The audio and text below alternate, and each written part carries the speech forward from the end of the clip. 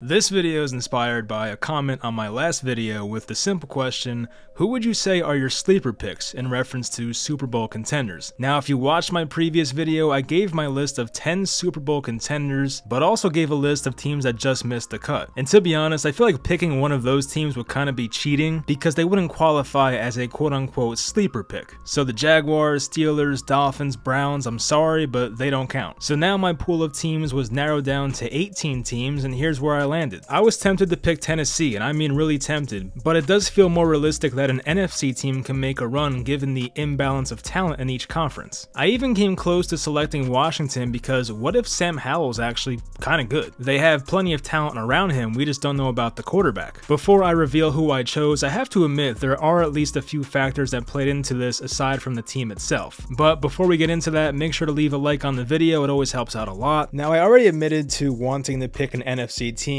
but this team also plays in the easiest division possibly and has the second easiest schedule in 2023 according to Sharp Football. But if you go by 2022 opponent win percentage, this team actually has the weakest schedule in the entire NFL. Maybe you guessed it by now, maybe not, but I decided to go with the Atlanta Falcons. I mentioned the easy division, and I do think the current NFC South qualifies for that. It's funny because at one time we had prime Cam Newton, prime Matt Ryan, prime Drew Brees, but things look way differently in 2023. Every single team in this division is expected to have a new starting quarterback except for the Atlanta Falcons. And I should include context as Desmond Ridder only had 4 games starting last year, but it still kind of counts as a returning starter. In those 4 starts, Ridder went 2-2, and while he was not overly impressive, it could have been way worse. And he never got to play with Kyle Pitts. While Ridder wasn't a first-round pick with lofty expectations, you could still see why they felt good enough to invest a 3rd-round pick on him in 2022. Although this is more of an old head way of thinking, shout out Dave Gettleman, there is some truth about having a great running back to take pressure off your quarterback. In April's draft, Atlanta went against what everybody said and took running back Bijan Robinson out of Texas 8th overall. A good short-term investment? Of course. A good long-term investment? Well, I'll let the current running back landscape answer that one for you. With that said though, you need an offensive line to see all of that come to fruition, and this is ultimately where some teams go wrong when investing into a running back early. The 2016 Rams with a young Todd Gurley and the 2018 Giants with a rookie Saquon Barkley learned that the hard way. And although those guys had ridiculous talent, they did not have a good offensive line in front of them. Atlanta did run the most outside zone in the league last year, and I would think that Bijan can thrive in that offense. So on to the current Falcons, do they have the offensive line to support their talented weapons? I will admit their offensive line benefits from being so run heavy, but despite that, they still have a really solid group up front. Chris Lindstrom's arguably the best right guard in football right now, and only 26 years old, and he's been improving every year since being in the NFL. 3, 5, 4, the problem is, get the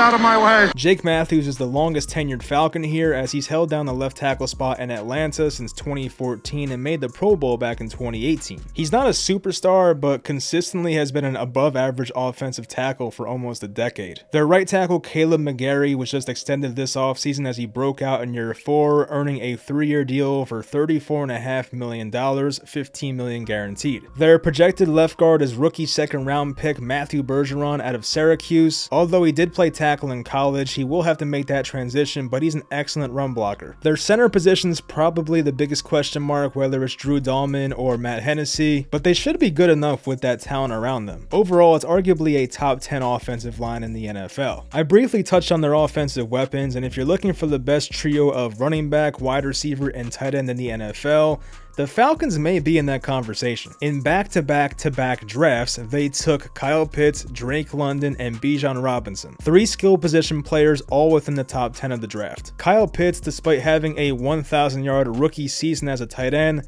still leaves us wanting more, which shows you how talented he really is. After Travis Kelce finally slows down, he has the ability to be the guy at the tight end position, but definitely needs to be more consistent going forward and get targets. Wide receiver Drake London finished his rookie season off strong, accumulating over 800 yards and 72 catches in 17 games. Bijan Robinson's possibly the best running back prospect in a handful of years, probably since Saquon Barkley. He will get to show us what he can do in the league's most run-heavy offense. Defensively, this team may have some issues, but I do see a couple of areas where they have potential. The interior defensive line with Grady Jarrett and Calais Campbell should hopefully stuff running lanes and create pressure in the face of opposing quarterbacks. Bud Dupree once had 19.5 sacks in less than 2 seasons seasons before tearing his ACL in Pittsburgh, but now a couple years removed from that injury, maybe he can regain some of that old form. Their secondary was admittedly atrocious last year, and it seemed to be a point of emphasis in the offseason to clean that up. First, they need to get AJ Terrell back to his 2021 form. After a monster season in year 2, Terrell battled some injuries with a hamstring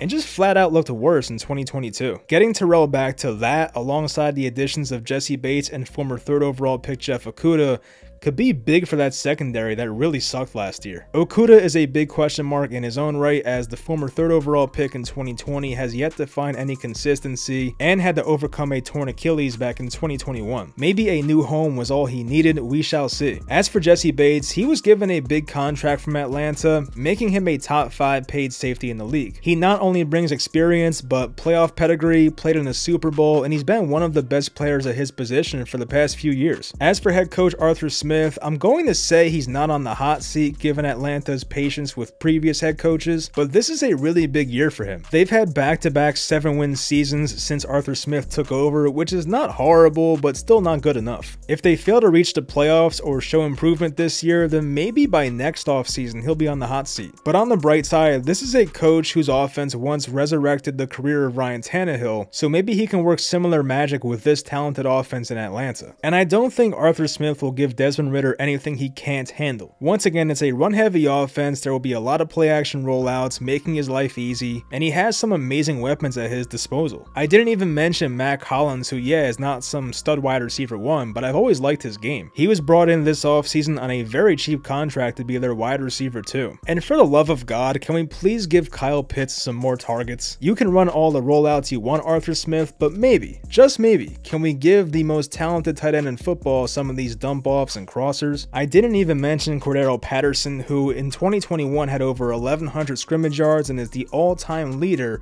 in kickoff returns for touchdowns in NFL history. He's 32 now, so expectations aren't as high, but he'll still make some plays here and there. And in the occasion that Ridder gets hurt, you have a guy behind him who plays with the utmost confidence and never saw a tight window throw he didn't like, and that's Taylor Heineke. Sure, he's not perfect, but as a backup quarterback, I do love that move. And then of course you have the legend himself, who's actually one of, I would say, the top 10 kickers in football now, Younghoe Koo. If the Falcons need some clutch kicks from 50 yards or so, that's a guy I trust right there. So yeah, I don't expect the Super Bowl or even the NFC Championship game, but I do think the divisional round is possible for this team if things break right. I looked at their schedule once again, and I don't see a game on here where I'm like, oh, that's an automatic loss. I would say some of their toughest opponents this year would be at Detroit in week 3, there was a game at the Jets in week 13, which who knows what kind of shape they'll be in by then. And I guess you can say at New Orleans the final week of the season. But aside from that, every game on their schedule seems winnable. So let me know, what do you guys think? Do you think Atlanta can be a divisional round type team, or am I completely out of my mind? Of course, I've gone back and forth with myself saying, oh, I should have taken the Titans, oh, I should have taken the Commanders. So I don't know, let me know how you guys feel in the comments. Anyway, that'll do it. Hope you guys enjoyed the video. Subscribe for more NFL content, and I'll talk to you guys next time.